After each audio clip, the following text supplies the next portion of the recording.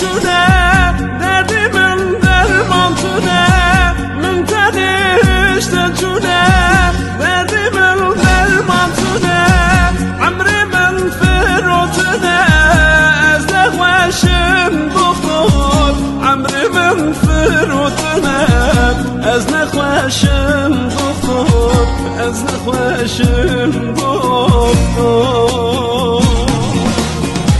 دختر از نخوشم درد دلی سرخوشم دختر از نخوشم درد دلی سرخوشم